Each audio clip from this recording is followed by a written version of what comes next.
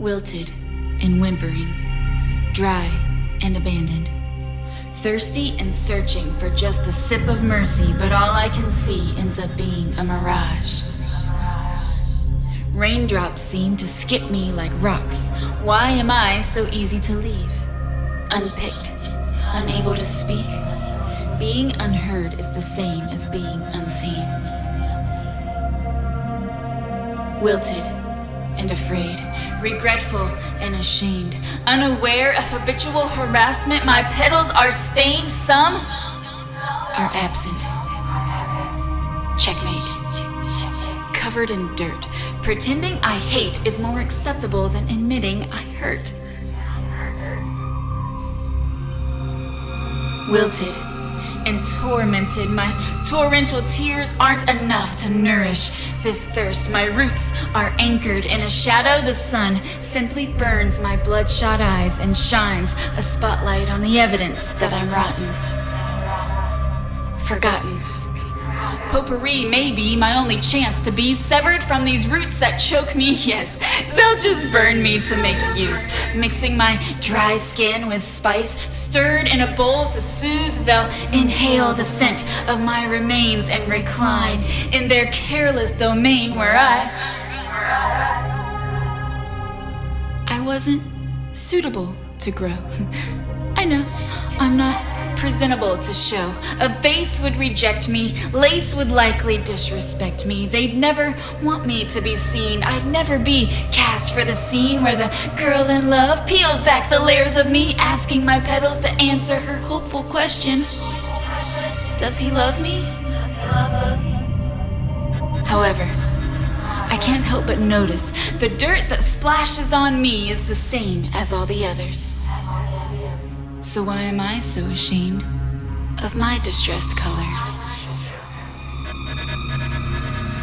Wilted and confused, now intimate with abuse, I felt charmed with the false yet friendly feeling of darkness.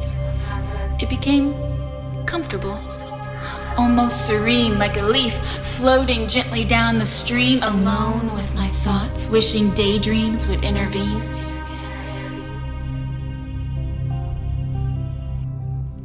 But I'm starting to see a homecoming, a cheer for the winning team. My jersey that reads misery is no longer an option. Despair has revealed itself as a prison cell, and I seek adoption. I can't cower forever in the familiar shade I was planted in, like a recluse that got caught, entangled in a web she didn't spin again and again and again. I need to lean into the light. Wilted and molting, fever is melting the memories my trauma froze. Time lapse, dripping like wax, petals dance as they gracefully descend, disassembling in the wind until all that's left is a bare stem.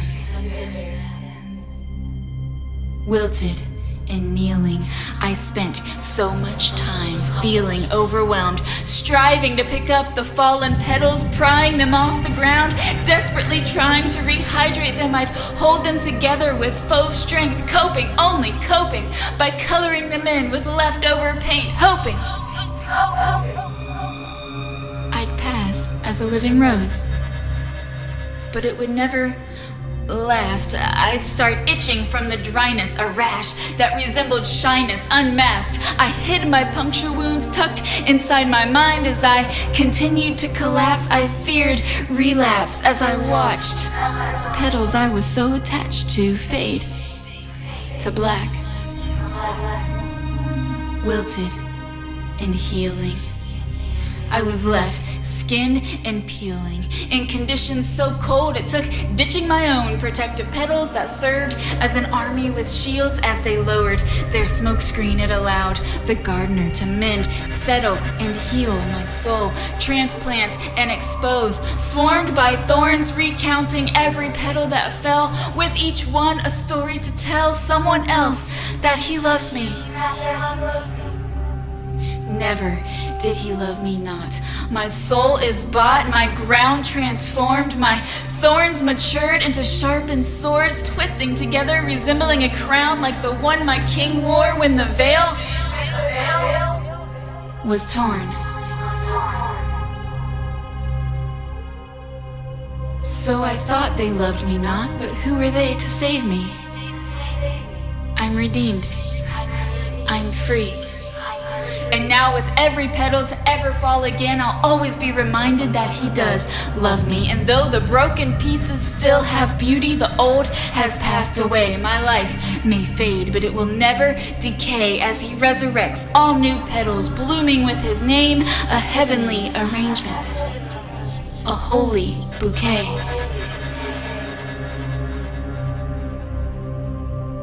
He once prayed in his own garden, on the eve of being betrayed, and wept with precious crimson grace. Hanging on a tree, his crown sat crooked on his head. The crowd, not knowing he'd sit perfectly on a throne, in just a few days they mispronounced him as dead. Then as puddles of sovereign blood evaporated, death evacuated, he rose.